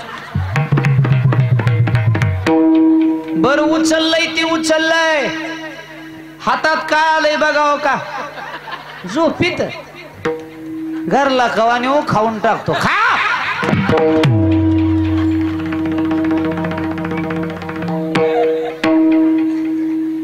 त्यानं मातीचा खडा खाल्लं प्रसाद म्हणून. तुम्हाला काय वाटलं? हे बघा असं आहे, हे असं आहे. जे आमच्या मनात नाही ते तुमच्या ध्यानात कसं येतंय देव जाणव. तुमचे विचार म्हणजे महाराजाच्या पुढे 2 किलोमीटर पळते. ऐका, झोपीत मातीचा खडा खाल्ला. सावधान म्हणून जागरा, झोपू नका. आणि जाग कोणाला करते सांगू का? सांगतो शेवट. आता ऐका जरा बारीक. जाग कोणाला करायचं? जे झोपलेत त्यांना, बरोबर. एखादा माणूस झोपी गेला तर तो जागा करता येते, त्याला जागा करता येतं. म्हणून जाग करायचं झोपलेल्याला का गेलेल्याला? माय उठा कुणाला म्हणायचं? झोपलंय त्याला का गेलंय त्याला? आपल्या घरातला एखादा वृद्ध माणूस असेल, झोपला असेल, तर त्याला म्हणलं पाहिजे, दादा उठा, पाणी देऊ, दादा उठा, तुम्हाला जेवायला देऊ. कधी म्हणलं पाहिजे? दादा जिवंत आहे तवर. झोपलेला असला तर उठवा त्याला. जिवंतपणी म्हाताऱ्याला कोण विचारत नाहीत. म्हातारं खाल्लंय का, पियलंय काय, आणि तेच म्हातारं गेलं की मग त्याला आंघोळ घालून, नवे कपडे घालून असं बशीत बांधून बिथाडाला, आणि मग त्याच्या पुढे त्याचं पोरगण पोरगी बसते. काळी 1 2 3 4 5 ज्या पट्टीत आवाज बसून त्या पट्टीत रडते. आधी पोरग स्वर लावतय, दादा ओ, ए दादा, एकदा डोळा उघडून बघा. आता बघतो तेवढ्या बसत नाही. ए दादा, माझ्याकडं नाही बघितलं तर चालेल हो, पण तुमच्या चिमणीकडे तर बघा. चिमणी माझी पोरगी ही कावळा. दोघं मिळून दादाला उठा म्हणते. दादा उठत. अरे मेलेला माणूस कधीच उठत नाही बाबा. तुम्ही किती जरी रडलात, किती जरी डोळ्यातले अश्रू गाळलात, तर मेलेला माणूस जिवंत होत. सावधान, पायाला हात लावून माझी विनंती आहे. माणूस निघून गेल्यावर डोळ्यातून अश्रू गाळण्यापेक्षा जिवंतपणे त्याच्या डोळ्यातून पाणी न येऊ देणं हीच खरी पांडुरंगाची सेवा आहे. त्याची सेवा करी जा, जिवंतपणे त्यांची सेवा करा. त्यांना काय हवं नको ते बघा, आहे की नाही. माणूस निघून गेल्यावर गावाला गाव जेवण देण्यापेक्षा जिवंतपणे 2 वेळेची भाकरी आणि 2 वेळेचा चहा प्रेमाने देणं हीच खरी पांडुरंगाची सेवा आहे. त्याला खाऊ घाला, जिथे पण नाही अन्न, आणि मेल्यावरती पुन्हा पिंडदा, पुन्हा गावाला गोड जेवण, आणि मेलेल्या म्हाताऱ्याच्या पुढं सफरचंद फुटू पुढं. हाय तर त्याला कधीच फळ नाही दिलं बा. म्हातारं नुसतं फुटूतून बघते असं. आणि जरा महिला मंडळ एखाद्या पाहुण्या रावळ्याला बघायला जाताना चांगलाय तवर जात जावा. न्या किलोभर सफरचंद, केळं, चक्कू खाईल तुमच्या नावांचं. त्याला पाणी गिळ नाही, चमच्यानं दूध आणि पाणी चालू. ती पाणी बी नरड्याच्या खाली उतरणार असं. आणि पुन्हा बाया त्याला सफरचंद, चक्कून, केळी, ती खरकान खोबरं घेऊन जाते. जात्यात ती जात्यातून त्याच्या पुढे पिशवी अशी. दादा, मामाच्या इकडलं एखादं सफरचंद खाता. म्हातार म्हणते, आता का मरत का काय, कसं खाईल बरं ते. आता पाणी गिळ नाही ते सफरचंद खाईल का. घरातल्या सुना हुशार असतात. सुना घरातली सुनबाई म्हणते, आता कुठलं दादाला चावतंय, आठवडा झालं नुसत्या दुधावर द्या, त्याचा ज्यूस करून आणते. गेलं लांडग्याच्या हातात गबाळ. सून घरात जाती, सफरचंदच्या फोडी कापतीन, त्या मिक्सर मध्ये घालून खुर्र, पाहुण्याला आवाज जायसारखं खुर्र वाजवते, म्हणजे वाटावं ज्यूस चालू आहे.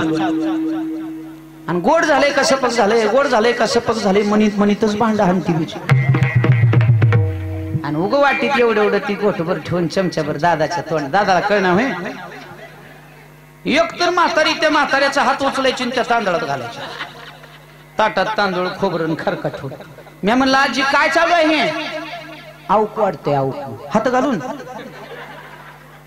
मला सांगा, खारी खोबरं खाऊन आयुष्य वाढल का त्याच्यात हात घालून आयुष्य वाढल. किती भामटेपण आहे महाराज. चांगलं खाता येतवर खाऊ घाला त्याला. कट्टावर तांदूळ नेऊन टाका, दादा खावा. 1/2 किलो खोबरं, 1/2 किलो खारका द्या, खाईल. 4 दिवस तुमच्या नावानं जगल. पुन्हा ठुते त्याच्या पुढं पुन्हा. ही सगळी भामटी सेवा आहे. आणि महिला मंडळ हे आमचं बरं आहे. पुरुष मंडळीचं एखादा पाहुणा रावळा गेल्यावर माणसं रडायच्या भानगडीत पडत. सहसा माणसं रडत नाहीत, उलट तंबाखू खाऊन थुकीत थुकीत माती करून येतात माणसं. माणसाला काय घेणं देणं नाही. पण महिला मंडळाला नुसतं कळावं पाहुणा गेलाय म्हणून. इथून तिथून टमटम मध्ये गप येतात बघा. वाहनात कोणी सुद्धा रडत नाही, उलट वाहनात ठरवतात, होय ग तिथं गेल्यावर तू आधी रडतेस का, मी रडू. ठरवून कार्यक्रम असते. आणि जिथं पाहुणा गेलाय तिथं वाहन आलं की सगळं गाव वाहनाकडे बघतोय, कोण आलंय कोण आलंय. हलकीवालं टांगूड कोणाकडं का असते. आणि मग सगळे वाहनाकडे बघतेत. मग वाहनातून उतरताना काही माऊली गप उतरती का बाबा. एका हातात कपडा, डोळ्याला पाणी, डोक्यावर पदर, आणि वाहनातून असं खाली पाय टाकताना दादा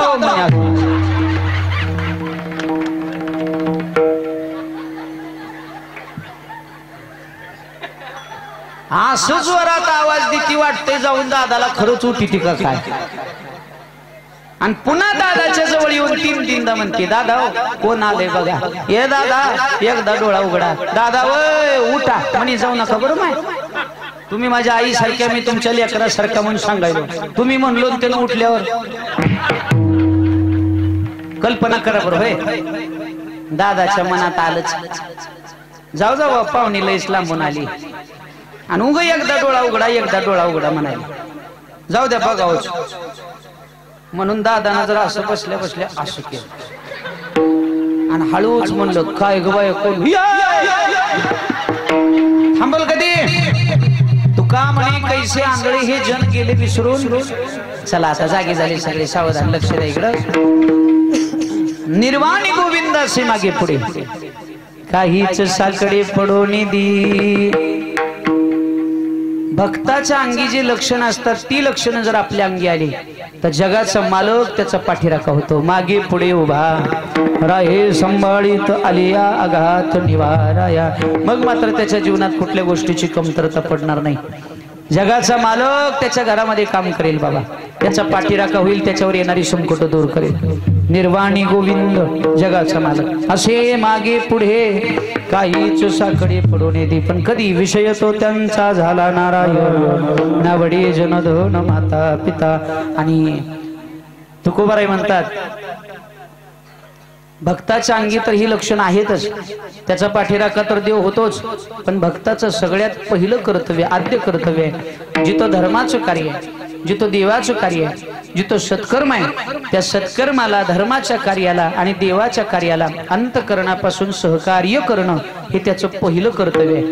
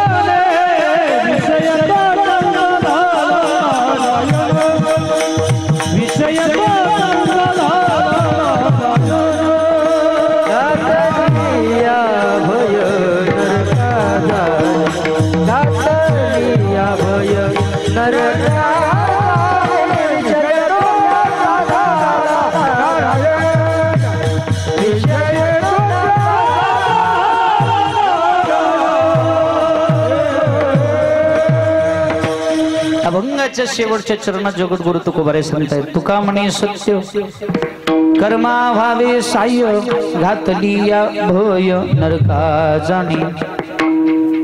सत्कर्माला सहकार्य करा, करायचंच असेल तर सत्कर्माला सहकार्य करा, चांगल्या कार्याला सहकार्य करा, भगवत कृपा होईल तुमच्यावर. पण जर अडथळा निर्माण केला, भीती निर्माण केली, घातली या भय, मग मात्र नरकात जावं लागेल बाबा. म्हणून करणाऱ्याला करू द्या,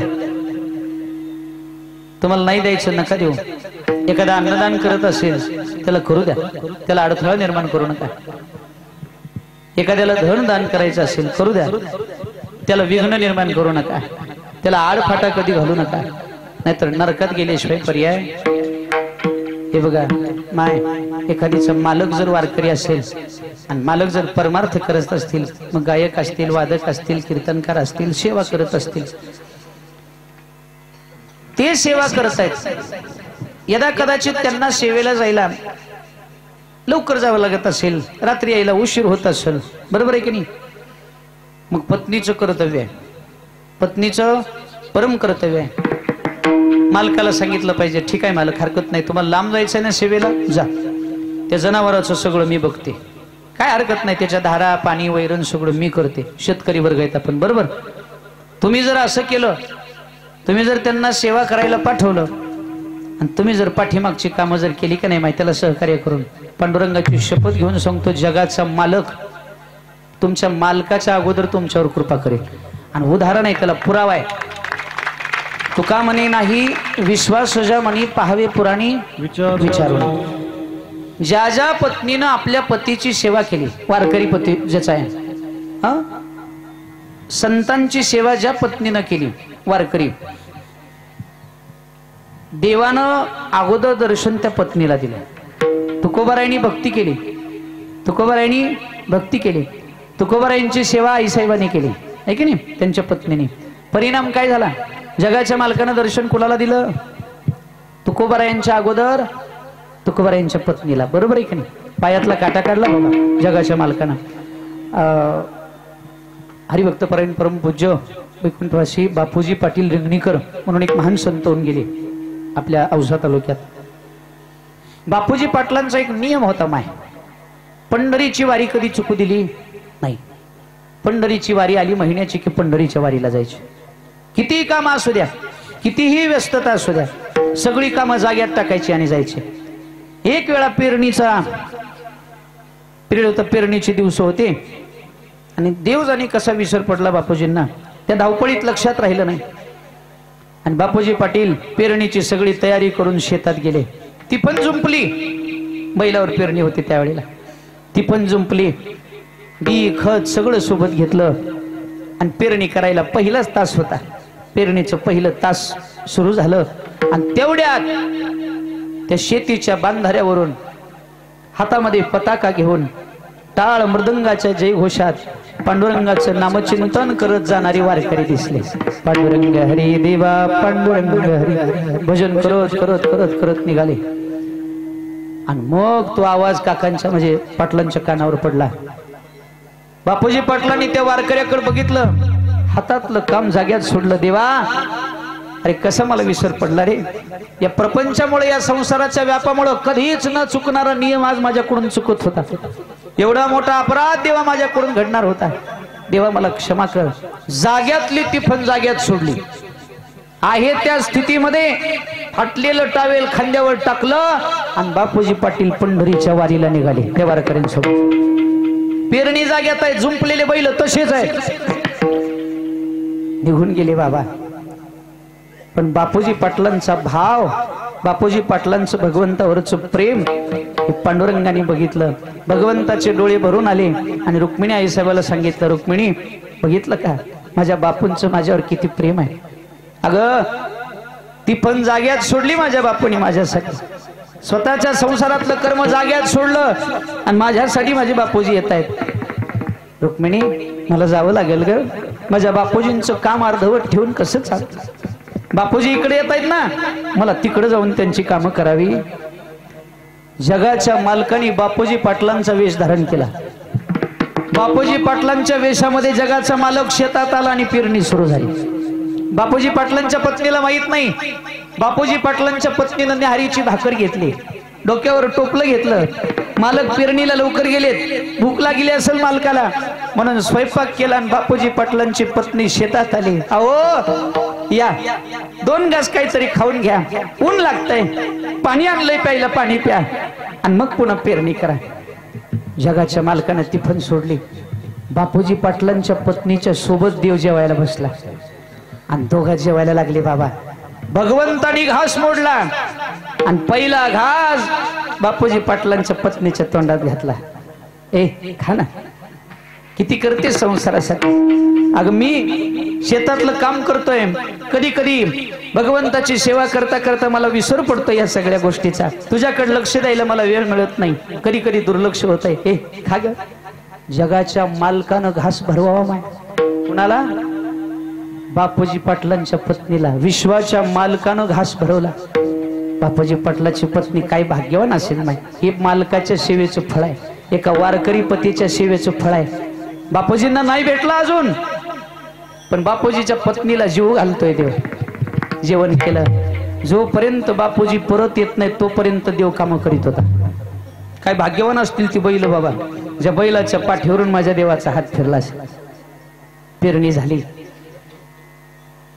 भगवंत घरामध्ये होते. बापूजी पाटलांची पत्नी स्वयंपाक करत होत्या. ऐका जरा लक्ष देऊन बरं का माय. आणि वारी परतीची आली. टाळ मृदंग वाजू लागला. खरे बापूजी गावात परत आले. आता हे देवाला कळालं आणि देवाने विचार केला, बस आपलं काम झालं. आणि देव गुप्त झाला. घरात देव बसला होता, दार पुढं केलं होतं, स्वयंपाक सुरू होता. बाहेरून बापूजी पाटील आले खरे आणि बापूजी पाटलांनी दार वाजवलं. अगं दार उघड, ऐकलंस का? अगं वारकरी आलेत आपल्या घरी, दार उघड. वारीला गेलेले वारकरी होते का नाही, ते वारकरी सोबत आले होते. बापूजी पाटलाच्या पत्नीनं दार उघडलं. समोर मालक आहे, कपाळाला बुक्का आहे, गळ्यामध्ये टाळ आहे, हातामध्ये पताक आहे आणि सोबत वारकऱ्यांचा मेळा आहे. मालक, अहो हा कसला वेश धारण केलाय? अहो तुम्ही तर आता घरात बसला होतात, जेवायला मागत होता, जेवायला तयार केलोय मी, आणि असं कसं वेश धारण करून तुम्ही आलात? बापूजी पाटील म्हणतात, वेडीस का गे? अगं मी पेरणीची तिफन जाग्यात सोडून वारीला गेलो ग, आणि मी वारकऱ्यांसोबत वारीत होतो. खोटं वाटतंय तुला? विचार या वारकऱ्यांना. वारकरी म्हणाले, हो पाटील आमच्या सोबत होते. असं? बापूजी पाटलांच्या पत्नीच्या डोळ्यातून घळ घळ घळ पाणी वाहू लागलं.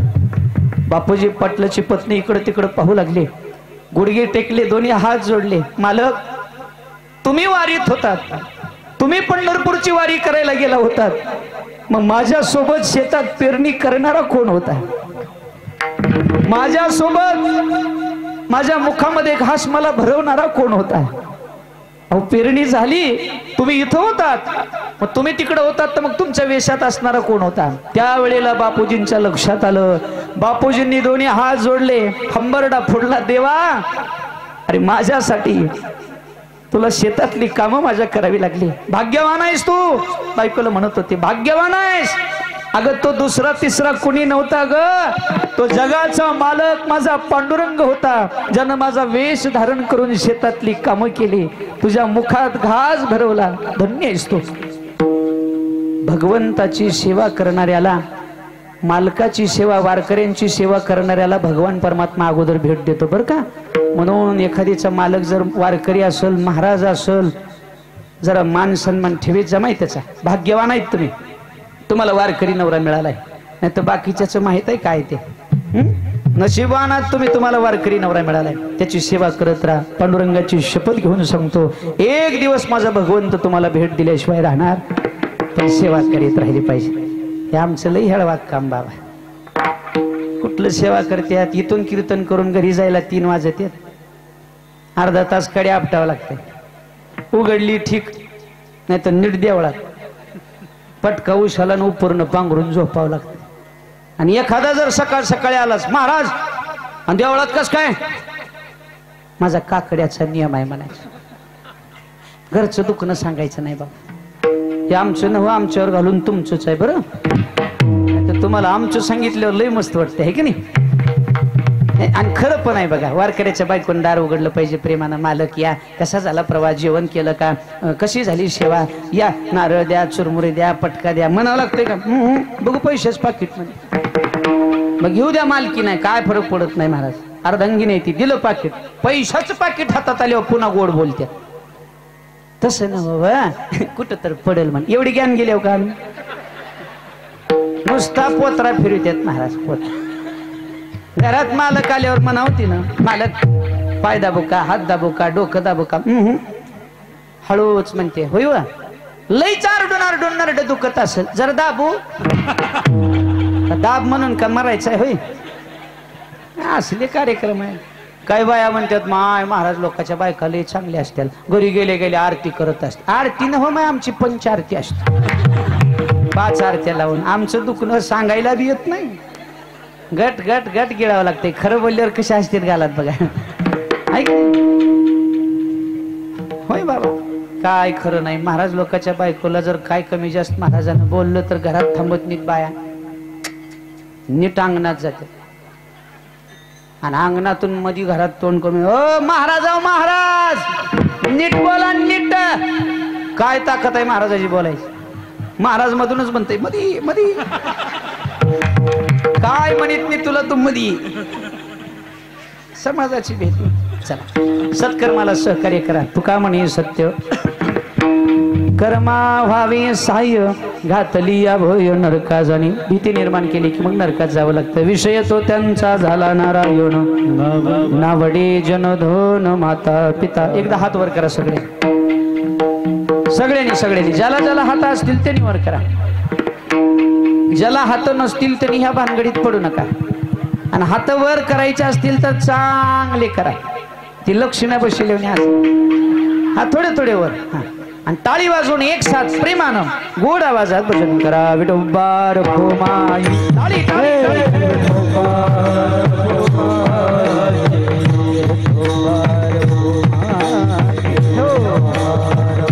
हरी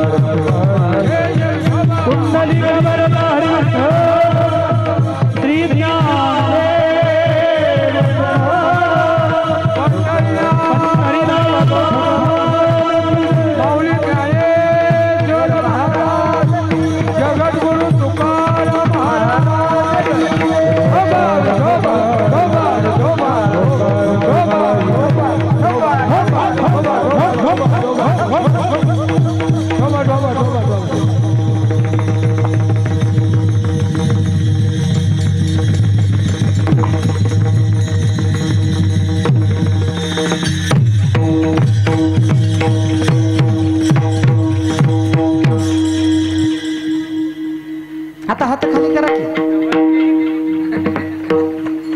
2 मिनिटं हात असं केले इथं कळा लागतात है की नाही लागतात उभा टाकणाऱ्याला गुडघ्याला कळ लागते लय वेळ मांडी घालून बसले की पायाला मुंग्या येतात कुणाला येत असतील त्यांनी पाय लांबवा पण लांबवाच एकाच्या पायाला मुंग्या आल्या मग त्यांनी लांबवा का पुढच्या चोखांद्यावर ठेवून पुढी बसलेलं मागं बघितलं असं रागान हे काय म्हणते राहू दे जरा मुंग्या आल्या त्या तुझ्या मुंग्या त्याच्या बोखांडी कशाला बाबा चला ऐका लक्ष द्या धावत्या वेगात अभंगाचा भावार्थ तुमच्या समोर मांडण्याचा प्रयत्न केला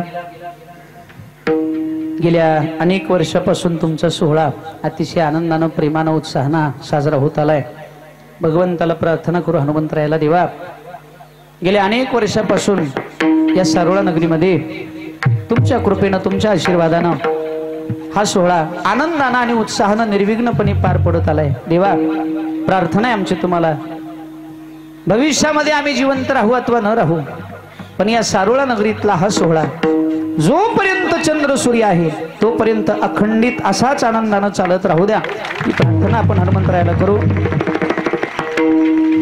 उपस्थित असलेली सर्व श्रोती मंडळी त्यांना उदंड आयुष्य पांडुरंगाने प्रदान करावं सद्बुद्धी प्रदान करावी निरोगी आयुष्य प्रदान करावं आणि शेवटच्या श्वासापर्यंत भगवंताची संतांची आणि आई वडिलांची सेवा आपल्याकडून अखंडित घडत राहावी एवढीच विनंती आपण पांडुरंगाला करू आणि झालेली सेवा भगवंताच्या श्री चरणी अर्पण करून सेवेला पूर्णविराम ज्ञानेश्वर माऊली